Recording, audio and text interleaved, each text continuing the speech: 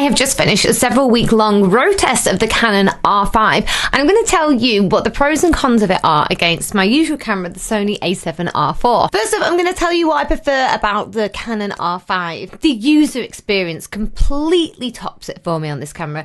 I love the way it feels in my hand. The Sony, I feel, is a little bit sharper. You know, it's not painful, but it's a bit more uncomfortable compared to the ergonomics of the Canon R5. I love the fact that I've got a button or dial for each setting. So for my shutter, ISO and my aperture, I've got a different dial. Whereas on the Sony, I have two dials, and then if I want to move the ISO, then I press this button. Again, with the user experience, I feel like the touch screen is really nice with this. It's really responsive, really smooth, and you can flip through the menu system as well by just pressing the buttons, which is awesome. Now for the things I prefer on the Sony a7 R4. This camera I've been using for the last 3 years or so, and I found that I got much better results with the animal eye tracking than I did with the Canon.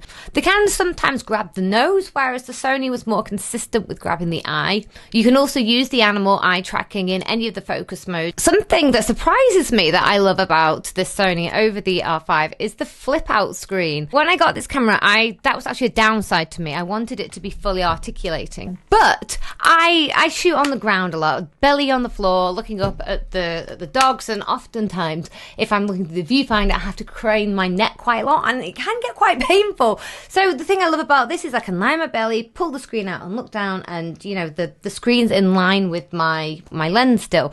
Whereas with this, it was a little bit odd because you flip the screen out and it's like over here. What I'd really like to see on the next line of the Canon R5 would be a flip out screen that also fully articulates, which I believe the Sony a7 R5 does do now. I haven't had a proper road test of that yet, but I hope I get to soon. Now when it comes to lenses, I'd really like to see some wider lenses in the RF series. The widest angle lens you can currently get is 14 to 35.